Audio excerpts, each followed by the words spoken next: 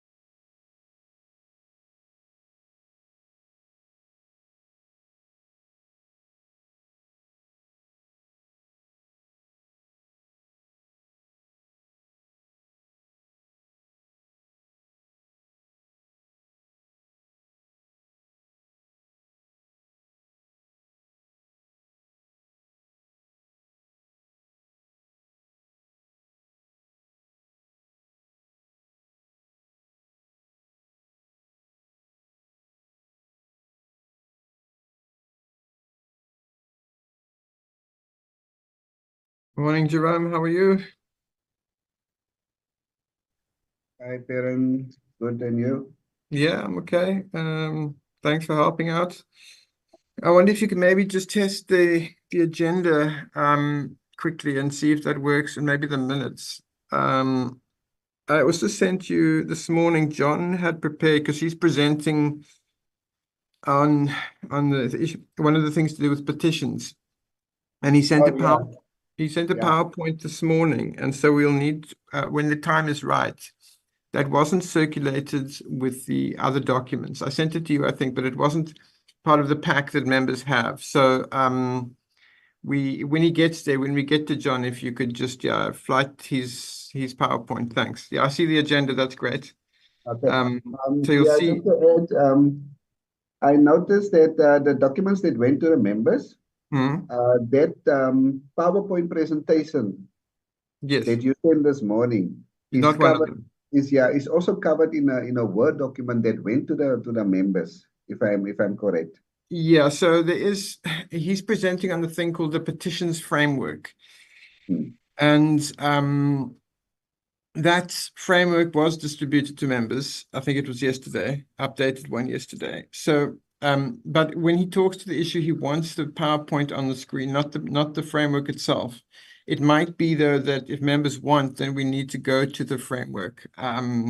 Yeah, so that's the PowerPoint he's going to speak to. But I'm saying is that when we get to the end, it might be that members actually want to go to the actual. I think it's Annexure A4.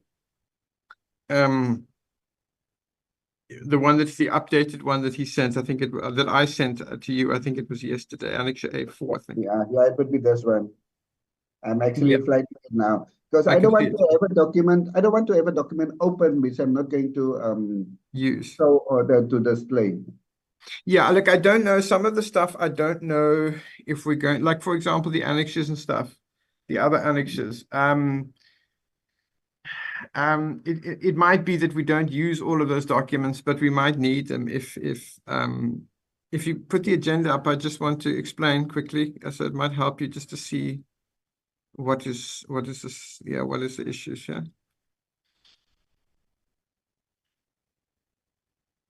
Thanks, yeah. So obviously the agenda, when we, this is the agenda that you're looking at now. The minutes you've got, the draft rules and guidelines for petitions, those are annexures A1 to 4. So that's annexures A. The model to follow up with government assurances doesn't have an annexure. So we can go back either to this, probably to this screen, to the agenda. The progress with rules for money bills is annexure C. But again, we might not need that annexure because I'm going to sort of just explain it and then see if they want to go there or not. Okay. The draft rules for House resolutions, we don't have an annexure. And then number 5 is annexure D, which we will need to then, put on the screen. Thanks. I see John is joining as well. Okay, sure. Thanks so much, John. All right.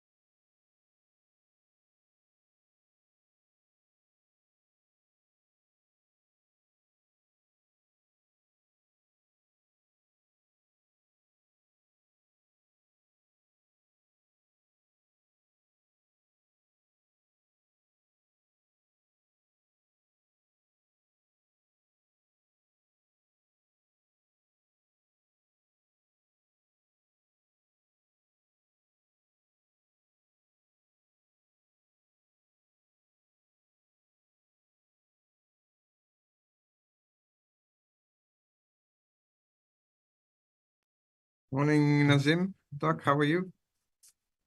Good morning, Piran. Morning. Okay, I'm great. okay. I, How are you? I just want to, good. I just want to say, so Nazim, Nazim is Jerome, fine. yeah, Jerome is going to be flighting the documents. So, if you Okay. need any of the annexures, just let him know. So the annexures that you're going to be speaking to are annexures A 1 to 3. And then annexure 4 is John's document, the framework. But he said he'll be talking to his PowerPoint rather, and then we'll go to the framework if we need to. But I just wanted to let you know. So annexures 1 to I think 1 is the guidelines, 2 is draft rule, and 3 is the 4. I think. Thanks. I was thinking of starting with the rule amendment. What do you think? Yes, I think that's a good idea. So Jerome, I think the rule amendment is, as far as I can recall, it's annexure A2. Let me just check that, but I think it's annexure A2. Yeah. Okay. So we'll start with that, Jerome, eh? Rule 347. Okay. Morning, Doc. Morning, Jerome. How are you? All right, thank you. And yourself? Very well, thank you. Okay. Yeah, thanks. So it's annexure A2, we'll start, and then we'll go to 1, I think. Yeah, that's Yeah, fine. that's yeah. And then annexure 1, and then annexure 3, and then the PowerPoint, John's PowerPoint. Thanks. Piran, that Yeah. sub rule 2, ne? Jerome, just Yeah. go back to that, please, man. We've underlined there a member of parliament. Mhm. Is that necessary? Because in terms of the definitions, a member is defined as a member of the assembly. Yeah, so you probably don't need that, Uh, as far as I can tell. I'm not sure why it would add it there, but let me Jerome, just check. Yeah, so we can yeah, make, but now, you can just say that we don't need that. It was just yeah. clarity, but actually it's probably not necessary. I'm just saying member is defined in the rules. Even in the first one, a member is already defined. But okay, just to distinguish. I think the reason it's there is because the rule 3471 there talks about a member of the public. And so I think it's maybe necessary to just make sure that anyone reading this rule understands Yeah, that a member in 2 doesn't mean a member of the public, it means a member of parliament. yeah. So You shall we follow? leave So it? I think we leave it because Okay. although technically, like from a legal perspective, it may not be necessary to kind of analyze it. But I think if you're reading it from as a member of the public, which is useful in this case because it concerns the public, then I think it's useful to have that. I think that's the reason. And at Okay, least that's what I can see. Yeah, thanks. thanks. And from here, we'll go to the guidelines. Can I just have a look at the guidelines again?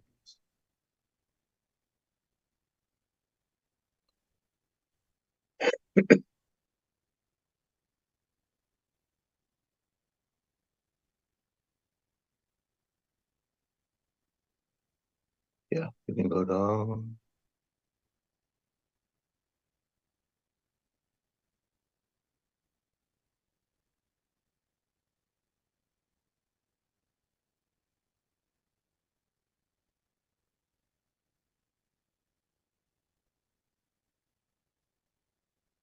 Yeah, just go up to lodging. So lodging, that's something the rule first. Lodging would have been covered by that rule. Yeah, so I think what's happening is that rule is going to change. Or that Yes. rule will, yeah. So maybe I'm not sure why it's highlighted in yellow, but maybe it's because that section is subject to the other section. I'm guessing. No, that's fine, Jerome. I'm covered. Thank you.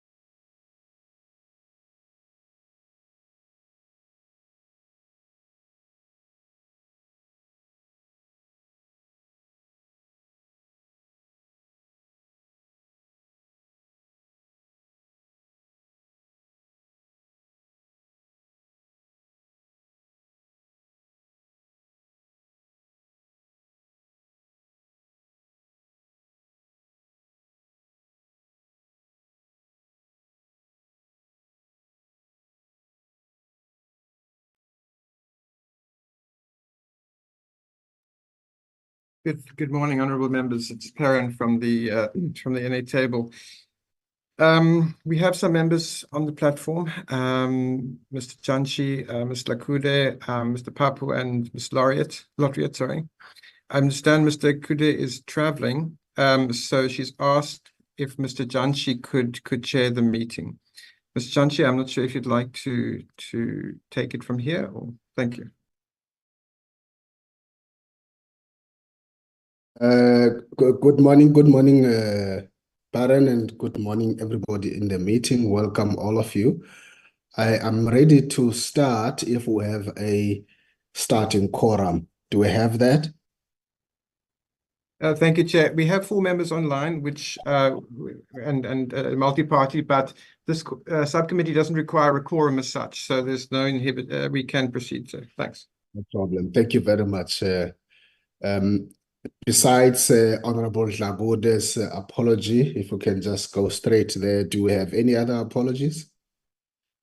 Chairperson, it's Tanya Lyons from the National Assembly. There's an apology for the Secretary to the National Assembly. He's also traveling. Okay. Yes, thank you, Chair. Mr. Singh has also apologized. Thanks. Thank you. I see the hand of Honorable Papo. When they mentioned the names of the members, they didn't mention member Jane Manganye, who's also in the meeting. Is it this Kimanyange owner? It's not Manganye. Yes.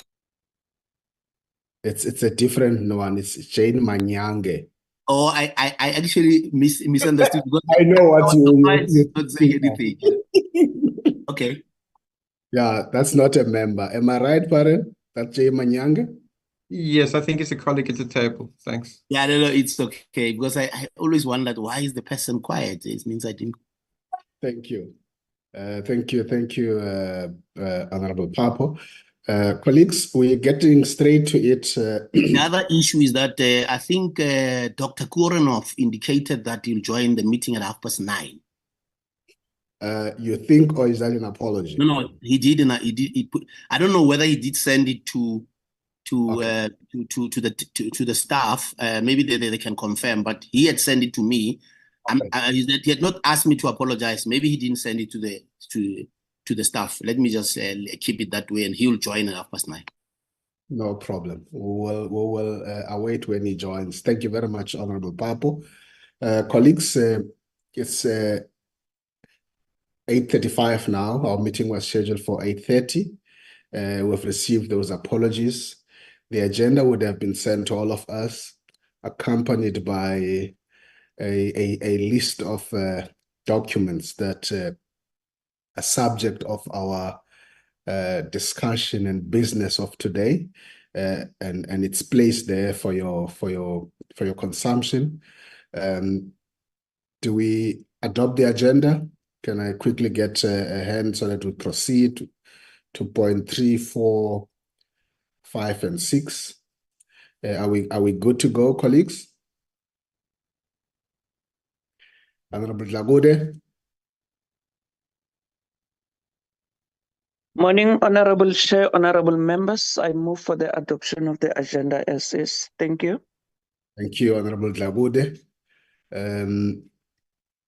Anybody with an objection to that? None? Thank you. With no objections to us proceeding, I move to the next item. Parent, the consideration of the minutes of the 21st. If we can quickly dispense of that. Thanks, Chair. We're just flight it now. Those would be the people who are present in that meeting. Page by page for any corrections, and you would have read this, so you can move. That's page 1, page 2.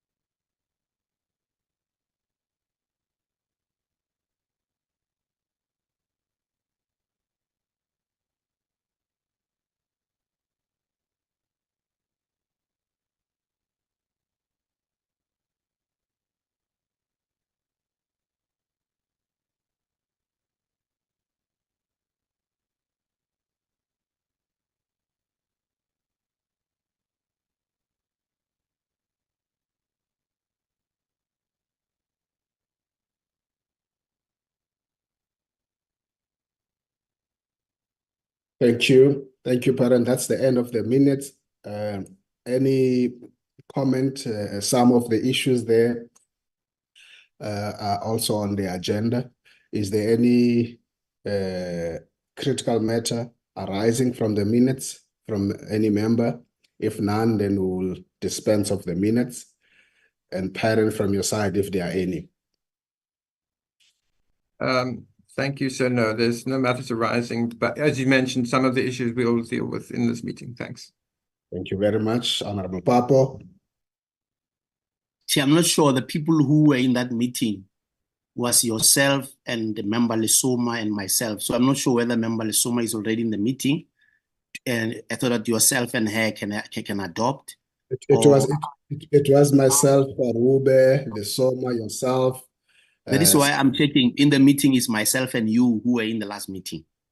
And I'm not sure I'm saying member Lesoma, I'm not sure whether she's in the meeting so that yourself and her can actually adopt the minutes. Or else check whether I have the right to move for the adoption so that we don't flout that procedure. Yes, I'm going to invite Honorable Gwarube. Gwarube, you'll help me with this, Siviwe. I'm inviting you. I'm not Kosa, it's Gwahube. Gwahube. Thank you very much, Honorable Papo. You've got it right. No, I move for the adoption, Chair. Thanks. Thank you, Honorable Gwahube. Excellent. Any seconder to the minutes being adopted? Honorable Lagude. Thanks, Chair. I second the adoption of the minutes as a true reflection of what happened in that meeting. Thank you. Honorable Lagude, minutes seconded and therefore are duly adopted by the meeting. We proceed. Is that your legacy hand, Honorable Papo, or is it a new hand? Thank you. We proceed to the next item. Thank you, Honorable Chair. Yes, and good morning again to members. So maybe if I could just introduce the agenda more broadly. So if we could have the agenda up again, please. Thanks. So item 4, these issues were, the Rules Committee met, I think it was late last year, and to consider, amongst other things, the report of the subcommittee, which we've just adopted the minutes from that meeting. And at that meeting, they referred 4 issues to the subcommittee for its consideration. The first is draft rules and guidelines for petitions. The second is a model to follow up with government assurances in the House. We talk about this to do with government undertakings from the floor of the House. The third was progress on rules relating to the Money Bills and Related Matters Act. And the fourth is the draft rules for House resolutions. So those are the 4 matters that were referred by the Rules Committee. The fifth issue is not an issue which arose from the Rules Committee as such. It's arisen because of the adoption of the Electoral Amendment Act, which concerns the possibility of independent representatives coming to Parliament. And because of that, we looked at the rules in light of that act, and we've made some suggestions about options that the subcommittee could consider to inform a discussion that could take place in the Rules Committee. So that's a standalone item, sir. But maybe if I could hand over to my colleagues, Dr. Ishmael from the table, who will introduce the issue of petitions. Thank you, Chair. Thank you. We're now on point 4A. Go ahead.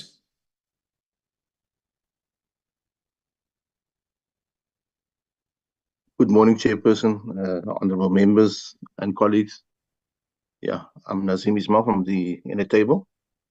I will quickly speak to the proposed rule amendment and then get into the guidelines, and then through you, Chair, recognize my colleague, Mr. John Maniange, who will briefly speak to the petitions framework that have been developed for the institution.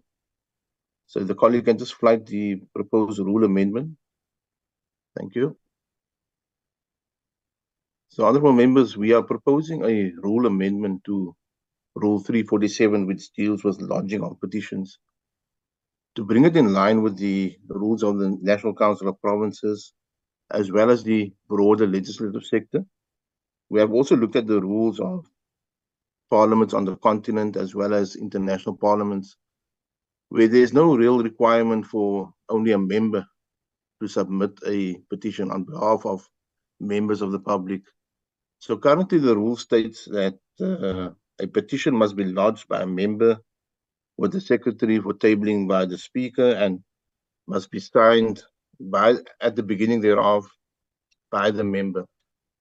So in terms of the rule amendment, we are proposing that Rule 347 be amended as follows. Sub-Rule 1, a petition must be lodged by a member of parliament or member of the public with the secretary for approval and tabling by the speaker and must be signed at the beginning thereof by the member or member of the public. In Sub-Rule 2, we just distinguish or qualify that a member of parliament may not lodge a petition on his or her own behalf, but such a petition may be lodged by another member. So, honourable members, we are presenting this rule amendment to the subcommittee for consideration, like I said, to bring it in line with the NCOP rules, the broader legislative sector, as well as other parliaments. If through you, Chair, if I may move on to the petition guidelines.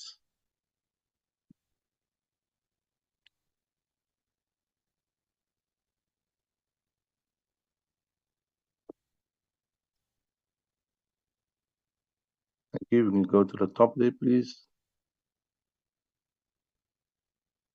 Yeah. So, honourable members, in terms of the Constitution, it provides that everyone has the right to present petitions. Furthermore, Section 56D provides that the National Assembly or any of its committees may, amongst others, receive petitions, representations, or submissions from any person or institutions. So while the Constitution does not prescribe any process or procedure on how to deal with petitions, Section 57 allows the Assembly to determine its and control its internal arrangements, proceedings and procedures, and make rules and orders concerning its business with due regard to representative and participatory democracy, accountability, transparency, and public involvement. So honourable members will note that in terms of Assembly Rule 344, it provides that petitions submitted to the Assembly must be in the form prescribed by the Speaker in accordance with guidelines determined by the Rules Committee.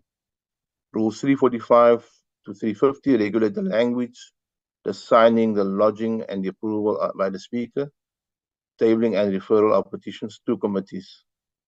So the overall purpose of these petition guidelines is to give effect to Rule 344 in order to guide the Assembly in relation to the form of petitions submitted to it, and to lay down general principles for the submission of petitions. I'll just move on to the, I will leave the scope of petitions there.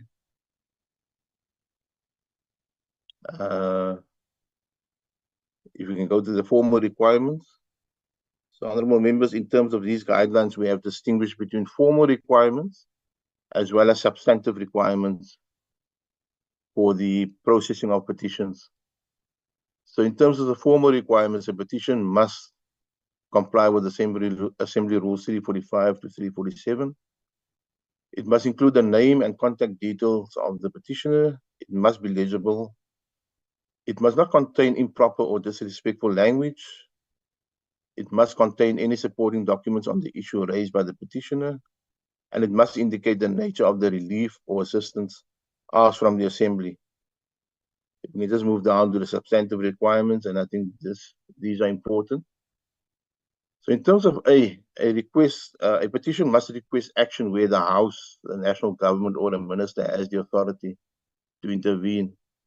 I think honourable members will recall that, we have received a lot of petitions over the years, and committees have been complaining quite extensively to say that, most of these petitions could have been handled at the local government level because of their local nature, or they could have been handled elsewhere, instead of being dealt with by the Assembly. So in terms of these guidelines, it will allow us to vet these petitions and to see, if they really comply or fall within the ambit of the National Assembly. B, it must not have been considered by the committee previously, except that petition, in the opinion of the committee, contains new information that may materially impact on the outcome or reconsideration of the matter. A petition must not be in respect to a matter that the petitioner has not yet brought to the attention of the relevant body, or if the petitioner has brought it to the attention of the relevant body, that the relevant body must be given a reasonable time to consider the matter. And I think this is in relation to A that I mentioned also. So in other words, the petition must be like a kind of a last resort for a member of the public. So they must try, other structures, other bodies, to see if they can resolve their matters before coming to Parliament. And then D, it must not concern a matter pending in a court of law, tribunal, or forum, or investigative institution. The same with E, not be in connection with the conviction or sentencing of a person by a criminal court. It must not seek to review or overturn the proceedings of judgments of a competent court. And these are all out of respect, for the other spheres of government or the three arms of state. So Parliament will not interfere in those matters. And then G, it should not deal with a matter that is already before the Assembly. So, honorable members, we are presenting these guidelines for consideration by the subcommittee. We feel that they will definitely assist the Assembly as well as petitioners in the petitions processes. Chairperson, through you, if I may recognize my colleague, Mr. John Manyange, who will briefly touch on the petitions framework that we developed for Parliament. Thank you. Thank you. Mr. Manyange, who was wrongly understood to be Jane. Go ahead. No, thank you very much, Chair. I'm used to that confusion. Good morning, colleagues, and good morning, honorable members. The Speakers Forum commissioned a research into how legislatures dealt with petitions. That was some years ago. And then what became clear was that there was no standardized approach to either the processes or timelines associated to the various processes within the petitions process across the legislatures. It's more like every legislature was doing its own thing. So on the 27th of June 2013, the Speakers Forum adopted the Public Participation Framework for the South African legislative sector. Now, this framework provided generic public participation framework, and the public participation framework gave rise to the participation model of Parliament today. And it also provided the petitions framework for the legislative sector.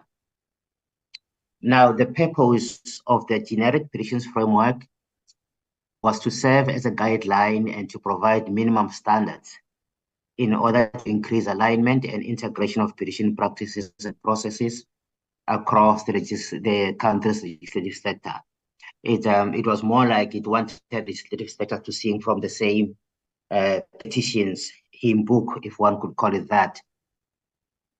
Now, before us today, we are presenting a draft petitions framework for Parliament, which, besides aligning itself with processes and practices of other legislatures, also seeks to serve as a guideline and minimum standards for the two houses in order for them to increase alignment and integration of their petition practices and processes.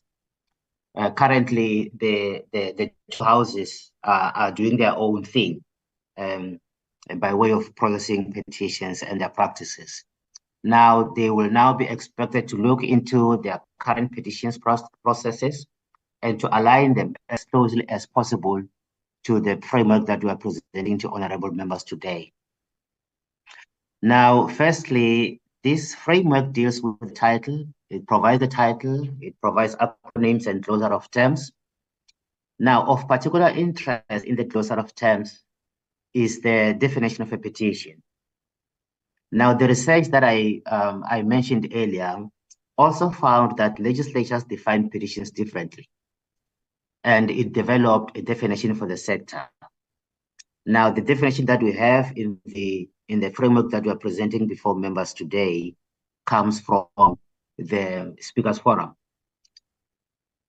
Now, the framework also addresses its scope, objectives, and source of authority, and it also addresses role players and their activities in the processing of petitions.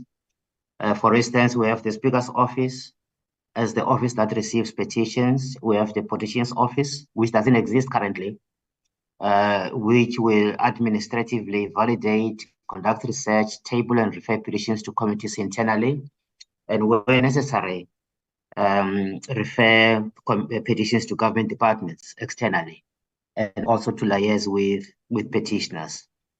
Now, the part that I've just addressed now is what happens administratively. Now, the second part of the framework deals with the committee process after the tabling and referral of petitions, and how much time committees should take to conclude their work.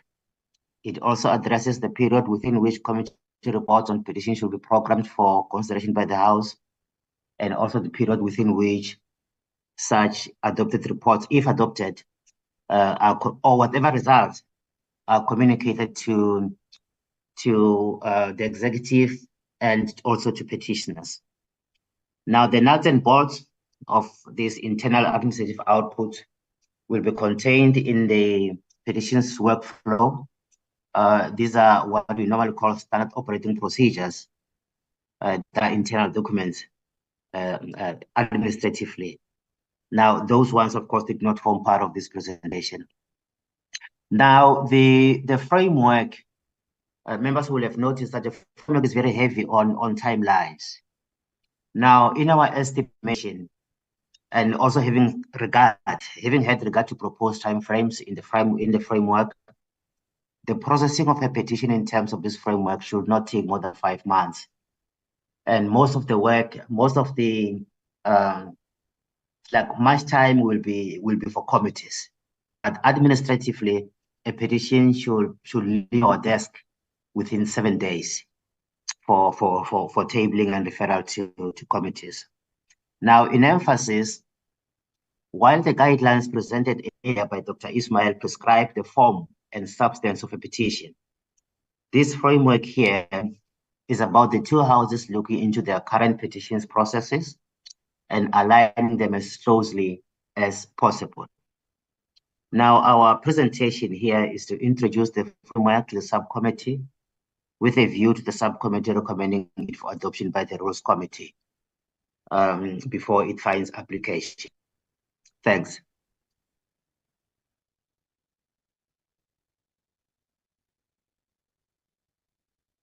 Thank you. Paran, let me quickly just check with members. Members, what's your comfort? Under 4, there are about 5 matters. Do we dispense with each of those individually, or we present all of them? Let me just hear your comfort. Honorable Lottrid. Thank you, Chairperson, and good morning, everyone. I think it would make more sense if we do them individually. Otherwise, we can conflate certain issues. So I would propose that we deal with one at a time. Okay. Thank you. Honorable Lisoma. Good morning, Honorable Chair and colleagues. I think I'll concur with Dr. Rotary in terms of the approach so that we can just be clear and focused. Thank you so kindly. Okay, thank you. In the meantime, try and just fix your mic. We're not hearing you properly, your voice. Can I therefore, with that, invite your comments and contribution on the petitions that has been presented to us, the amendments, framework, and everything. Honorable Lottrid, you noted. Thank you, Chairperson. I want to welcome this proposal. I think it makes sense. We know that we have been sitting with petitions sometimes for, well, I know some of my colleagues have petitions that after 2-3 years have not come to the relevant house. So I fully support this. I think the timelines are reasonable, and I think it's high time that we have these rules as proposed. Thank you. Thank you, Honorable Lotrit, in support of the proposals. Honorable Lesoma. Chairperson, let's also agree and support the presentation as presented. However, before I say I support 100%, can I seek a clarity in terms of I understand the procedure and the processes and the turnaround time of submitting finalization and all that. Are we saying that the petition would be then dispersed to the relevant portfolio committee, or what are we saying in terms of the actual destination of the petition? I might have omitted that. Thank you very much, Chair. Thank you, Honorable Lesoma. Maybe just before I go to Honorable Jagode, can you just clarify that quickly, team, Paren and Mr. Manyange? Okay, thank you, Chair. I did not hear Honorable Lesoma quite well, but then I think what she's asking is whether the petitions will be processed and eventually sent to committees. Because if that is what she is asking, yes, ideally that is what happens. But then there are instances where our validation process and also our research into into these petitions might reveal that the petition should have been referred to maybe a government department, or should have been maybe it's a court matter, because there are also separation of powers that comes into play when you deal with petitions. But then most of the petitions that we receive, they end up in relevant committees. Thanks. Thank you, Mr. Manyange. Honorable Lesoma, come back. You have an echo there. I don't know how you fix it. I think it's the office that I'm in. I'll try and get a better office. It's the better office, now. definitely. Chair, just to say thank you very much for that, and I agree and support the processing thereof and refer to the relevant committees for a better turnaround time, as well as to not to delay that to be referred to the provincial government if it needs to be or municipality. But we should have a way of how we follow up its final logical conclusion as well. Thank you. Thank you, Honorable Lesoma. Honorable Jagode.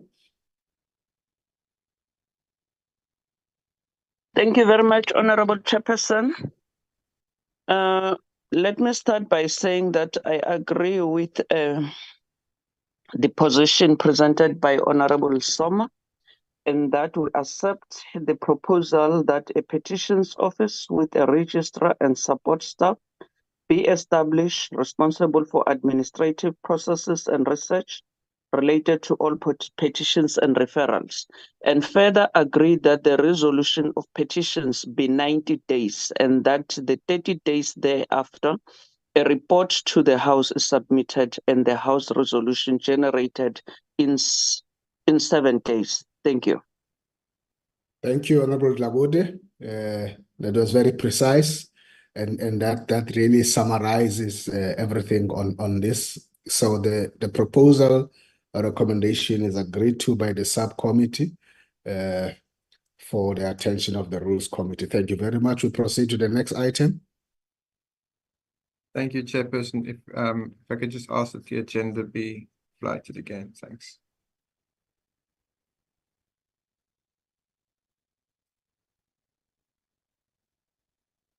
Thank you, Chair. Yes. So the next issue is a model to follow up with government assurances in the House. So maybe just by way of a background, a government assurance is also called, well, slightly different, but basically it's an executive undertaking, which are those promises made by members of the executive during proceedings of the House. So not in committees, but in the House itself. So those might arise in question time, in debates, in member statements, where a minister will say, we note the member's concern and we will supply Parliament with whatever information is being requested. So those category of statements are called executive undertakings. Now, the matter of how Parliament can monitor over and above what it does already. Members at the moment, are sitting in the House. Of course, they listen to the executive, they listen to ministers, and they might pursue these in committees and in other ways as well. But there's no formal mechanism by which these executive undertakings, if you like, are documented and are referred to whatever structure they need to be referred to. And this is in part because there are procedural issues that arise in this respect. So the Oversight and Accountability Model, which discussed this government assurances, suggested that a special committee be established to monitor and to pursue all government undertakings and commitments from ministers. That's from the floor of the House. Now, the National Council of Provinces has since created such a committee. So all the government assurances made from the floor of the House are recorded and are processed by this committee. And the NCOP, as I mentioned, does in fact have rules and quite extensive rules about how this committee must functions. Now, when we were looking at this issue, and this is what I mentioned, some of the complications that arise, an alternative model would be for the Speaker to, obviously with the support of the staff, to record the undertakings and to refer them to the relevant portfolio committee. So both models, that's the model of a special committee and the model of referring these to portfolio committees, have certain advantages and disadvantages. So government assurance, a minister of health promising to supply Parliament with certain information would obviously be of interest to the respective portfolio committee, the Portfolio Committee on Health. So, and these committees also have knowledge of the context in which an undertaking is made. So that it would be the advantage of referring them to a portfolio committee. At the same time, portfolio committees, of course, have many, many matters before them. And so responses to these undertakings, where such responses are required, might vary a lot from one committee to the next. So there might be a lack of a sort of standard approach to these if it's referred to portfolio committees.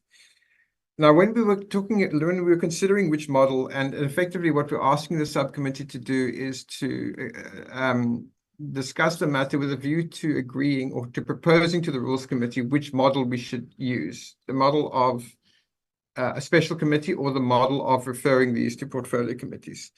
So we would suggest that if you look at the advantages and disadvantages, it might be better if government assurances were referred to respective portfolio committees. And that would then be on the basis we could then develop rules or guidelines to facilitate that, which would try and create some uniformity in terms of how those committees process them. So that is what we're asking, which model members might think is the best, and then we could develop, as I said, either rules or guidelines depending on which was preferred. Thank you, sir. Thank you, Perrin. Honorable members, I'm inviting you to contribute to this. Should be a straightforward matter. I note Honorable Dlakude, followed by Honorable Lothrit and Honorable Lisoma. In that order.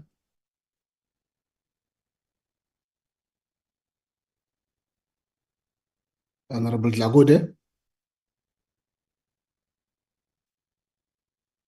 Honorable Chair, it was a legacy hand. Oh, okay.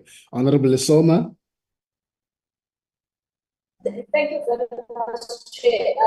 I totally Sorry, it's my apology. It's Honorable Lothrit. I skipped her. Honorable Lothrit will be angry with me. Thank you, Chairperson. Chair, I hear what is said about referring it to the Portfolio Committee. However, I'm very much aware of the amount of work that committees have. They are sometimes bogged down by legislation. And I'm just worried that these resolutions are then lost. So I would propose, or I'm in favor rather, of there being a specific committee to deal with this, so that there's proper record keeping, so that you can trace it. I fear that I don't know whether the committees will actually be able to do it to the full extent that it should be done. So I'm in favor of a specific committee. Thank you. Thank you, Honorable Lockridge. Honorable Lisoma.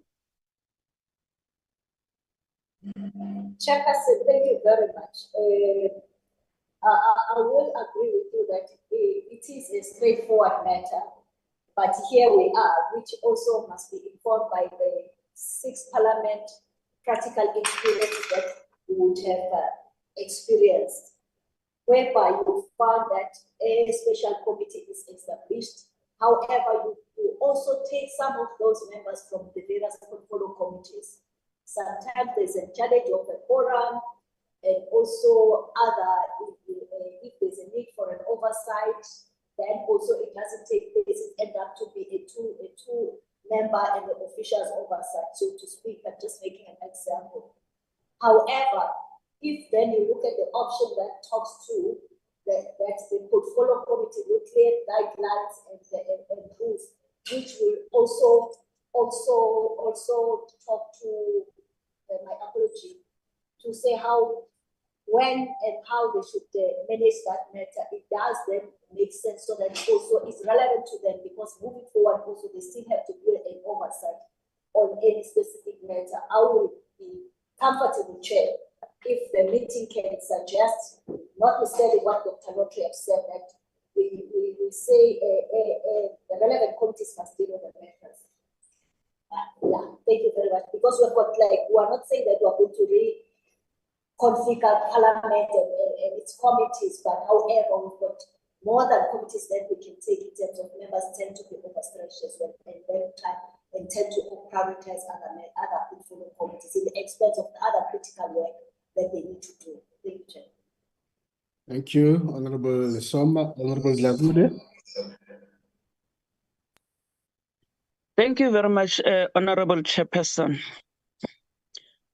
Honorable Chair, we do not support a special committee that it must be established for this purpose, but rather that the Speaker refer undertakings to the relevant portfolio committees. We know that, yes, committees are stretched, but for this purpose, based on the deadline that will be put on petitions, then the portfolio committees will be able to deal with this. Thank you very much. Thank you, Honorable Dlagude. Honorable Papo. Chair, I think the proposal to refer to portfolio committees, the advantage is that you have got members who are familiar with the issues. They would have made the recommendations which would have been adopted by, in terms of the content and various issues. The only thing it will help now with the referral is that it will be mainstreamed into the agenda of the portfolio committee. It will not be on the basis that the chair wants to put it or not. It will be because it's a referral. Recording in progress. There will be some form of a compulsion on the committee to then ask the minister to account on that issue. Gauteng has that system where resolutions from the House and commitments and so on are mainstreamed into portfolio committees, and it has increased the level of accountability by the executive council. So I think it will not be, and if you form another committee, you know, if members from other committees are drawn into special committees, it creates a problem in relation to availability of meetings and so on, particularly from parties which are not having many members. You will not have enough people at times. But generally, I think because members are already serving in other committees, it creates a bit of a problem. The NA table will also monitor that work in terms of whether the office of the chair of committees, for example, will monitor that work in relation to those referrals, whether the committee then actually processes those matters which would have been commitments made in the House. I think in that way it's more safer, and all members, whether from the governing party or from the opposition parties, they will say, but this is not a choice of the chair. It's a referral by the speaker. It will still actually make sense. It's just a better way of cleaning it, managing it, and also the content in those discussions will be far better if it's members of a portfolio committee dealing with it than just a special committee. And people may not be familiar with some of the issues and so on, and actually may waste time coming back to the committee and so on. Thanks. Yes, Honorable Lottridge, are you persuaded? If not, you want to have another bite? Thank you, Chair. Yes, I think Honorable Papu made comments that I could agree with, in the sense that, for example, if the table would keep record of it so that it just doesn't go to the committee and we never hear of it again. So that would satisfy my concern that we do keep tabs on whether these undertakings have in fact been undertook. Thank you. Thank you. Thank you, honorable members. So by consensus, we agree that we take the route of the speaker referring the matter to a relevant committee with the stringent conditions, or as Honorable Papo puts it, that compulsion that it's not an optional matter when it goes to the committee, that it has to be attended and there are timelines attached to that. Thank you very much. We proceed to the next item. Thank you, Chairperson. If we could just have the agenda up again, please. In fact, could I ask for Annexure B to be screened? Apologies. Now, Annexure B, I think, is a better thing to put on the screen. So yes, so let me speak so long. So the issue here is rules and related, or to supplement the Money Bills and Related Matters Act. So this act was as a product of Parliament itself. Sorry, Jerome, you could just leave it on the screen for now. Which initiated the legislation to give effect to Section 77(3) of the Constitution, which states that an Act of Parliament must provide for a procedure to amend money bills before Parliament. So money bills are unlike all other bills in that there must be a specific law to provide for how their passage through Parliament. So that was adopted in 2009. And at the time, the rules, the NA rules, were amended to facilitate some of the processes in the Act, but only up to a point. And the reason was because there were quite soon, we identified certain technical and procedural challenges with the Act at the time. And that led to the adoption of an Amendment Act, which was in 2019. So now we have the Money Bills and Related Matters Amendment Act. But again, there are certain elements of the Act that require rules. In the document you'll see on the screen, it lists the background, which I'm explaining, but then it also identifies exactly which provisions in the Act require rules. And as I said, there are some rules in place, but there's certainly a need for further rules in some cases to elucidate, to clarify certain procedures. I don't propose so we've developed rules on that basis, which I think is Section D. Jerome, if we could just go to Section D of this document. So this is all background. Section D actually speaks about, just a little bit further. There, no, so up, you'll see the Section D of this document actually proposes rule amendments. There you'll see the underlying text is what we're suggesting be added to the rules, and the text in brackets and in bold what we suggest to be removed. I don't propose, the rules are quite extensive, quite detailed. I don't propose to go through all of them. What I thought to do was to discuss some of the key issues or the key themes which really are repeated in the rules, and which are kind of form the foundation of the rules. So the first issue is that many of the money bills, the appropriation bill is an example, involve a whole range of parliamentary structures. So obviously the Standing Committee on Appropriations but also all portfolio committees have an interest and have a role to play in the appropriation bill, because obviously the votes then get referred to them. That also applies to other appropriation bills, to the adjustments appropriation bill, and so on. So in many ways, these bills are different from other bills, which only involve maybe one committee. Sometimes they confer or consult. And that's why, one of the reasons why a special act is required to govern how these interactions must take place. So the first element that the rules try to solve is the manner of consultation and coordination between the different committees during budget proceedings. So as I mentioned, the Standing Committee on Appropriations and portfolio committees, but there are also other instances or circumstances where this would apply. So that's just an example.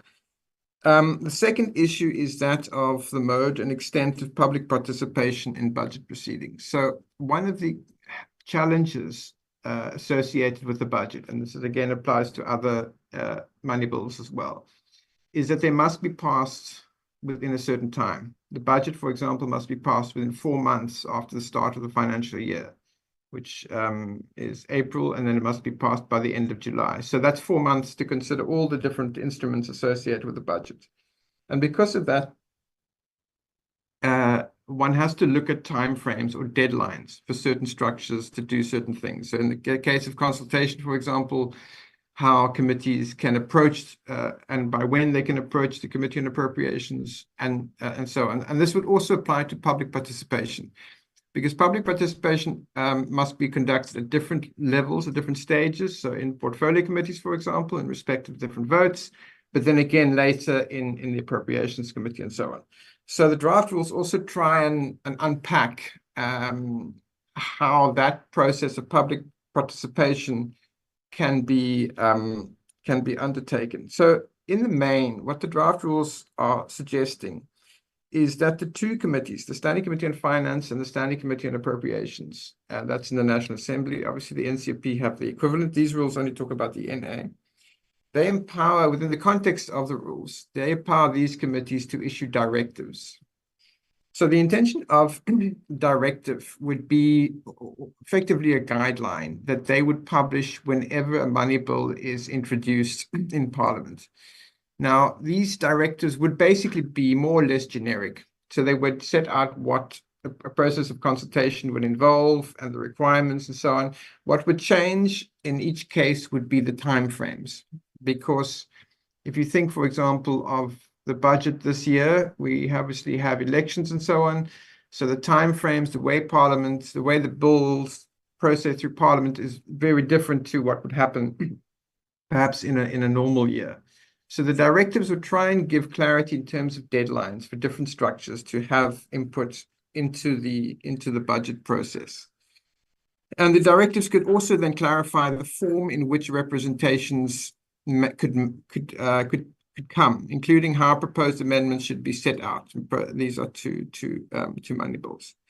Amendments to money bills would also have to be submitted to the relevant minister before they're tabled in the House. So that's another requirement, a special requirement. And that again is it's onerous. It involves timeframes, and that all creates these challenges around money bills.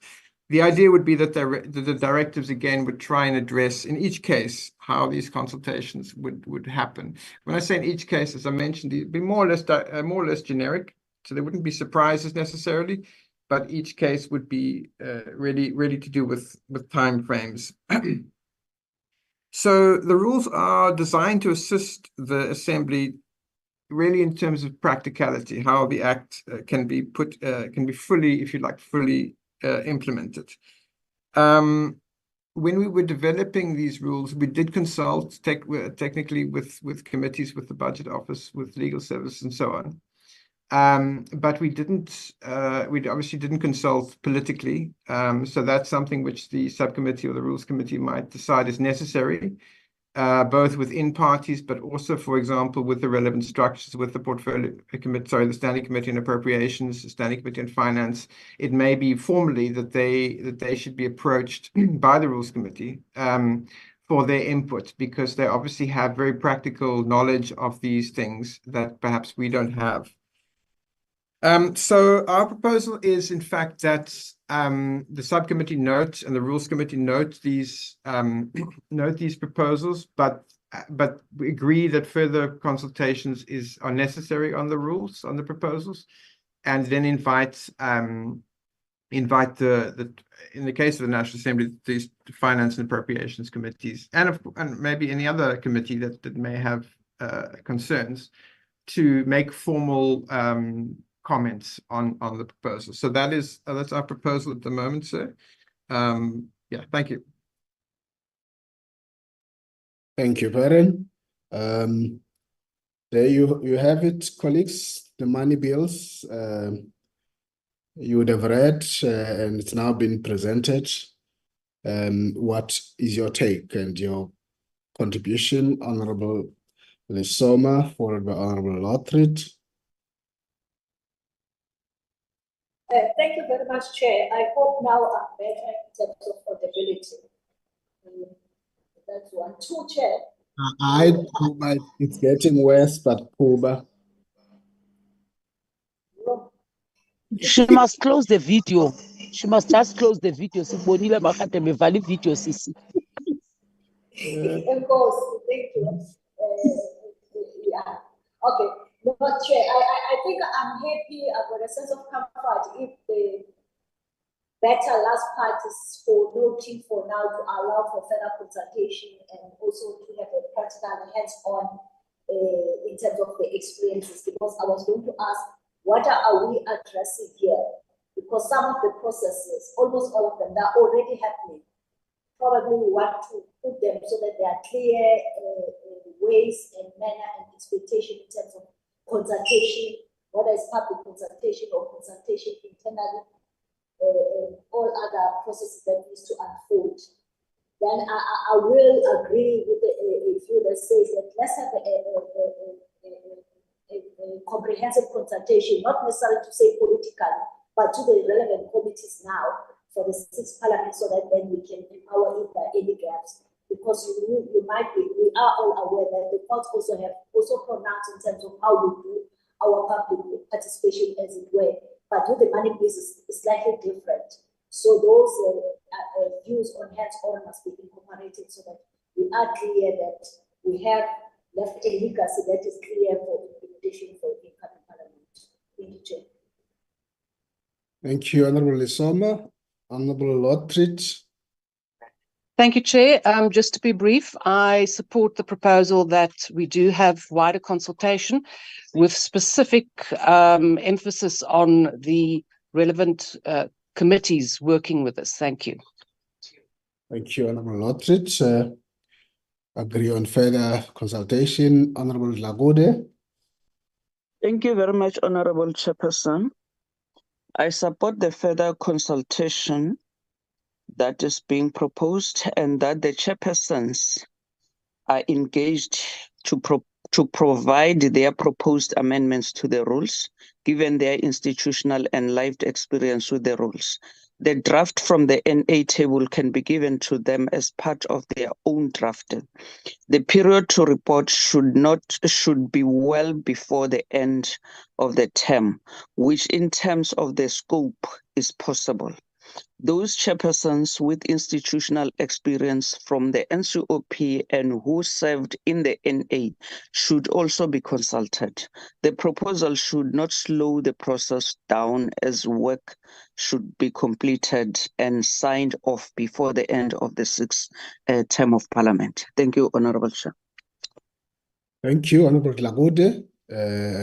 All three speakers agree that there be further abbreviated consultations within the relevant committees with an emphasis on the chairs, but more than that, that this matter be wrapped up when we rise as the NA. We all agreed on that, colleagues, so that we move to the next.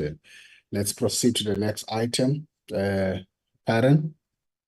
Thank you, Chair. If we could just have the agenda, please.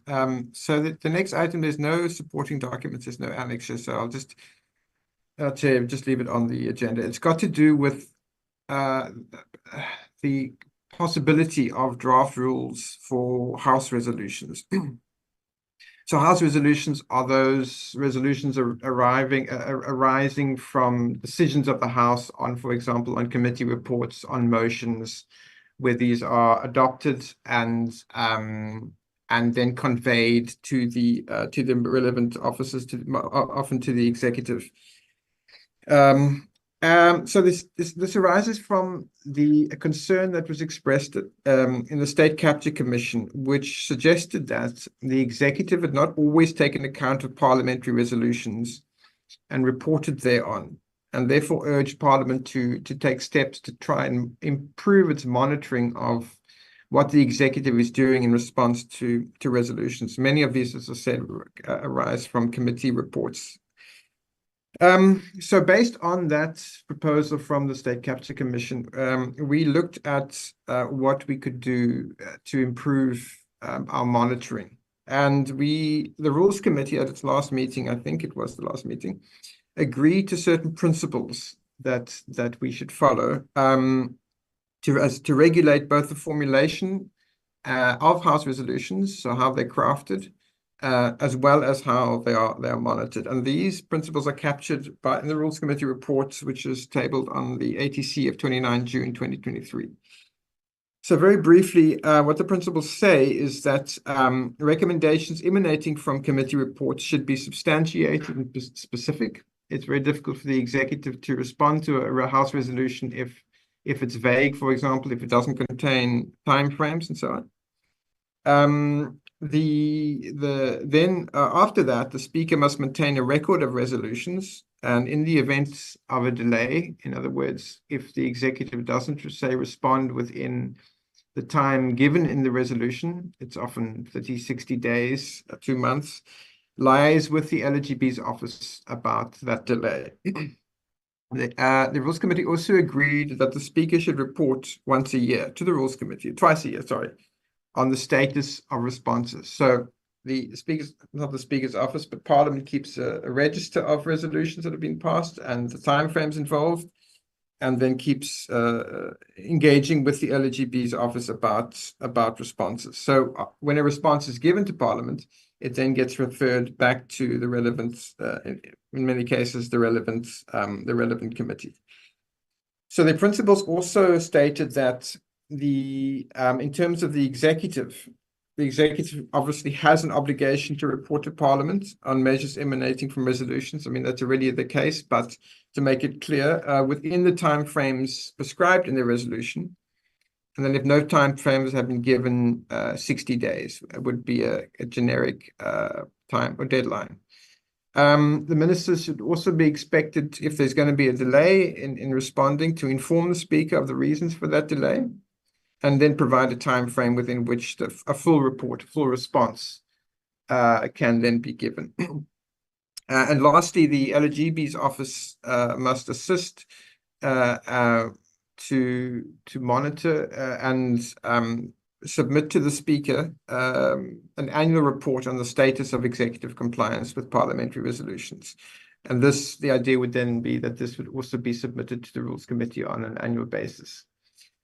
So at the time, the Rules Committee noted that these principles may in future need to take the form of rule amendments or guidelines. At the moment, there are decisions of the Rules Committee, so they're enforceable or are in force, and they are being implemented, but that they may need to be clarified in future. So I can report that we have since put in place a mechanism, a system to monitor House resolutions and to follow up with the LGB and so on, based on the principles that were agreed. But because the system is still quite nascent, we would recommend that it be implemented further, and then to assess whether we actually need further rules, further guidelines in future. So because the system is still quite new, we think we should continue implementing it, and then if we notice that there needs to be rules, if there needs to be clarity in certain areas, then we can develop those rules. Thank you, Chair. Thank you, Baron. Honorable members, your comments, contribution, and intervention on the House rules? Honorable Dlagude. Thank you very much, Honorable Chairperson. I think that rules or standing orders must respond to factual situations and not be presumptuous of what may or may not happen arising from the 29th of May. So this must be put in abeyance for now until the 7th Parliament. Thank you, Chair. Okay, we're not on the standing orders. We're referring to the issue of the draft rules and matter related to our decisions of June 2023. Thank you. Honorable Lesoma. The video off, Chair. No, Chair, thank you very much, and thank you also just to Director and also assistant here. Chair, I will say that ordinarily, that's what we do. Issues, and the Speaker does write to the committee, to the chair, through the chair to the committee in terms of the update to say that this matter has been referred to the department. The only thing that I think we have not been so sharp on it is to make follow-up, but also committees are expected to create their own dashboard where they or track board where they can track issues and also timelessly ask the department to respond to those issues, to give update and progress to those issues. I will then, Chair, say for now, there is no cause of alarm. Let's work on what we have agreed on and observe if there's any need that it can be reviewed moving forward. But for now, it still works. It's just that the committees needs to be jacked up in terms of their tracking tool must be much alive. Because the right to the Speaker coming back, and the Speaker also say that I've written to the department, time goes, but other things they do have time as a committees meeting on a weekly basis, so to speak, and also during the quarterly reports and all these things can be affected if they're not attending to, and the committee can make a decision around that. Thanks, Chair. Thank you, Honorable Lesoma. Honorable Papo. Chair, I think the proposal that the status quo remain with tighter monitoring is the better one. I was also tempted to support Deputy Chief Whip on her proposal, but I see it's number 5 on the agenda. I'll come back. But proposal I'm going to support. Thank you. And so, in other words, is that a legacy hand, Honorable Dlagude? I want to support the support given by the two comrades, Honorable Chair, Honorable members. Thank you. And so there's support for us monitoring what would have created on the 29th of June in terms of our decisions of the Rules Committee and not fix things when we are still monitoring how effective they are. There seems to be that kind of an understanding. Honorable Lottrit, I see your hand. Chair, just to concur for the record. Thank you. Thank you, Honorable Lottrit. That is supported. That let's match our own processes and decisions, and only intervene when things are not working. Thank you. Let's proceed to the next item. Thank you, Chair. If I could ask for Annexure D to be put on the screen, I'll speak in the meanwhile. So obviously, members will be aware of the Electoral Amendment Act that was passed last year, which provides that independent representatives can be elected to the National Assembly. So we thought it was necessary to have a look at the rules of the National Assembly to see, what impact that might have on the rules. So to give an example, the rules were drafted on the basis, of party politics, not independence. So in many cases, you'll see the political parties must be consulted on various issues that parties determine who represents them in committees. parties determine the leaves that members have, and so on. They so they don't relate to, or they don't talk about independent members. So we undertook that assessment, and we think that in some cases independence can be accommodated in terms of the current rules if you have a what we call a read-in provision to say that where the rules talk about political parties, we could also understand that to mean independence. So we're not necessarily proposing this, but we put together a standing order to which we think might help, if not now, then maybe at the beginning of the 7th Parliament, to clarify some of these elements. So, as I mentioned, where the rules talk about parties, that we would now also include that as a reference to independence. It is a relatively unsatisfactory position because there are rules where a read-in provision that the standing order puts forward would not be sufficient. And I did read, I mentioned, for example, the case of the leave policy for members, and it wouldn't really be possible to read in there that a political party would mean independence. Just from a practical point of view, it wouldn't make sense. So many of the rules would have to be reviewed in any case, even if you did have a read-in provision. So although we're not necessarily recommending a standing order, we thought it was necessary to put one forward, which may assist if members believe it's necessary now. But we would certainly recommend that at the beginning of the 7th Parliament, the Rules Committee have a look at the rules and see what can be done in terms of accommodating independence. Obviously, one doesn't know at this stage, what the composition of the 7th Parliament would look like. It might be that there are no independents, but even if that is the case, because now the legislation provides for independence, the rules would still have to be updated at that point. And then if you had a standing order as an interim measure, subject to that review, the standing order could then be rescinded. I'd like to ask Legal Services, because we worked with them on this idea, if they would like to make any inputs. But otherwise, I hope that's clear. Thanks. Thank you. Before I invite members, Legal Services, do you want to make input or you want to listen to the members? Good morning, Chairperson. This is Daksha here from Legal Services. Good morning, honourable members and colleagues. At this point, we have nothing further to add. I think Perrin has covered it all. Thank you. Thank you. I now invite honourable members to make contributions and interventions on this matter.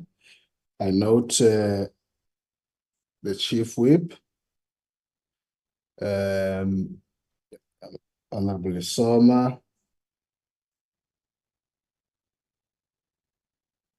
Lothrit, Warube, Tlabude. Thank you in that order.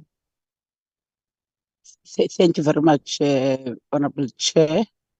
Honorable Chair, she is Kwahube, not Kwarube. Kwahube.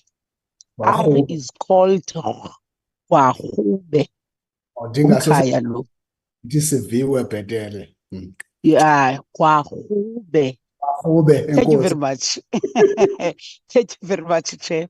Chair, let me reflect on this one that we don't have independence at the moment. We're not even sure whether they will arrive. So it would be premature even to think about them now. Let that be put at abeyance until the 7th term starts. It's only then that we're going to say who is here. But at the moment, let's not even think about them. Yes, they're there in terms of the electoral reforms, but we can't make a party for someone who have not yet joined the house. So there's no housewarming party for persons that are not there. Thank you very much. Thank you, Honourable Chief Whip, Honorable Lisoma. I nearly said something else like when you do a shower party, but yeah, let me stop there. Thank you, Chair. I hope now I'm better in terms of audibility. Chair, I will. As we are about to conclude, you are now getting better. Okay, I've moved from there. I'm outside now. Chair, Chair, I just want to say that I agree with the Honorable Chief Whip of the Majority Party. That let's park that somewhere where I don't know, because you honestly, how do you then say that if it happens, then I'll let me do this in case something happens. And I think for us, let's have the rules that deals with the current material conditions that we find ourselves now, not for tomorrow. Thank you very much, Chair. Without undermining that we are aware that they are independent in terms of the new system that we have agreed on. But on this one, definitely let's park it somewhere. Thank you very much. Thank you, Honorable Lesoma. Honorable Leotrid. Thank you, Chairperson. Although I think it is very important that one makes provision for independence and the possibility of independence, I do think that at this point it might not be the opportune time right now. Let's first see what happens. But at the same time, I would also like to say that I think it is a good starting point that we already have a draft, and perhaps the table staff could perhaps start looking at all the different elements within our rules that could be affected by the inclusion of independence. But for now, I think let's just keep it in abeyance, but that we have something in draft form ready for the next Parliament to decide on. Thank you. Thank you, Honorable Leotrid. Honorable Kwahube. Well done, Chair. So I'm not going to repeat what's been said, but I do want to echo the last part that Dr. Leotrid made, which is that it would be useful in the meantime for the table staff to identify where the wholesale changes would need to be made. Just from the top of my head, for instance, I think about allocation of speaking times. I think about allocation of members to different committees and the formulas that need to be looked at. So that we can be able to say, look, I mean, while this process is ongoing, we have applied our minds, whether or not we've got independents that come in after the election. At the very least, we can showcase that we are preparing for a scenario where there may very well be independence. But I agree with my colleagues that, you know, it wouldn't be a good use of our time now. But I would ask that the staff start to look at where the changes would need to be made. Thank you, Chair. Thank you, Honorable Member. Honorable Papo.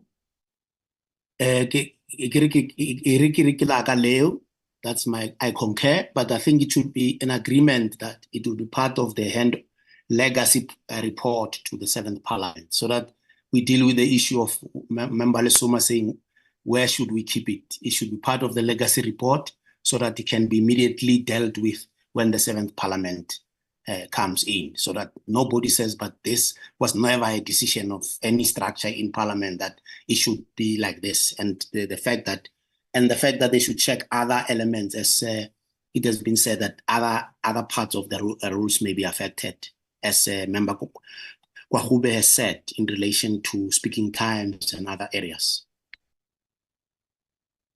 Thank you, honorable members. If I hear you correctly, okay, let me hear the Secretary first before I summarize.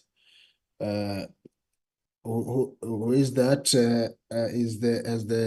Honorable Chairperson, it's Tanya Lyons. I just wanted to assure the meeting that this is something that the table is looking at in terms of the rules, and we will continue to look at it, and that some of the items mentioned by Honorable Kwahube would also be part of not necessarily rules, but the determinations by the Rules Committee at the beginning of a Parliament. So just to assure the committee that we will keep this on our agenda and not let it fall off the agenda as required. Okay, thank you. What therefore the meeting is saying is that this is a good idea that you have started that work and being proactive. That we note that the legislation and the law do allow that for the first time after the 29th of May, we might or might not have independence. But the decision of this committee as a recommendation is that we'll be presumptuous to take a decision, even a recommendation now, that such a matter must be put on abeyance, and that there will be no harm for the table staff in the back room to start doing their own homework on this and other elements that if there is an eventuality that this is what you have, this is what pertains after the 29th of May, and that we have that. And Honorable Papo makes the point that that will also be part of our legacy report. Is that agreed, members? Am I summarizing your sentiments and contributions correctly?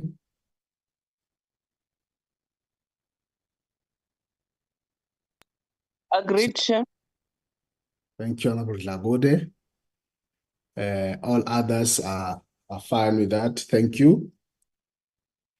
We now proceed to the last item. I think it's closure, Perrin.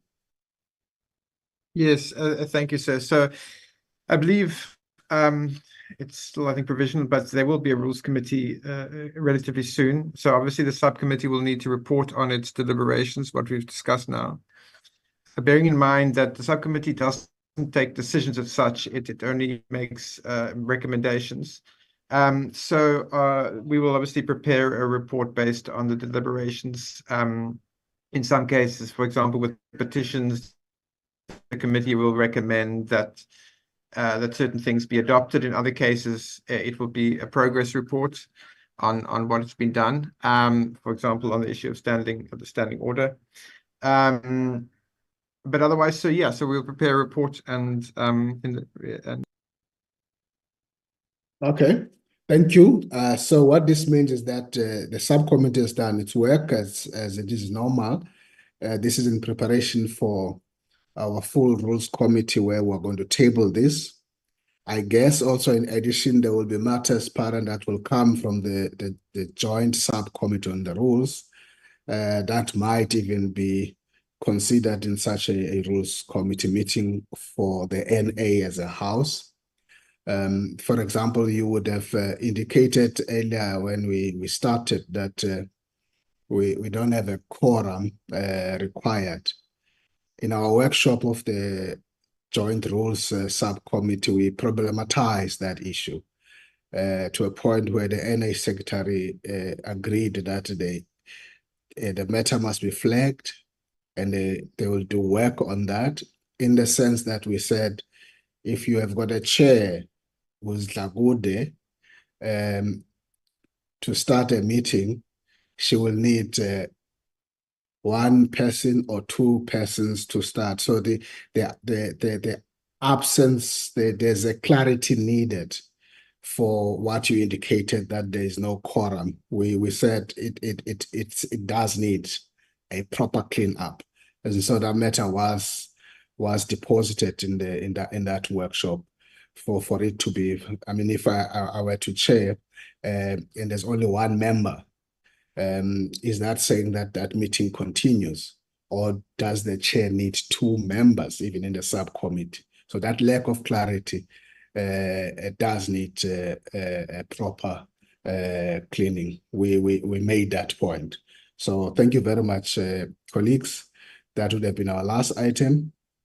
It's 8 minutes before 10. This meeting is adjourned.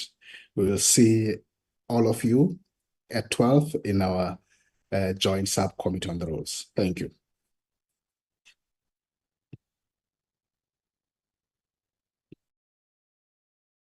Thank you, Chairperson. Thank you. As funny baby shower or a housewarming. Long live the chair. Housewarming.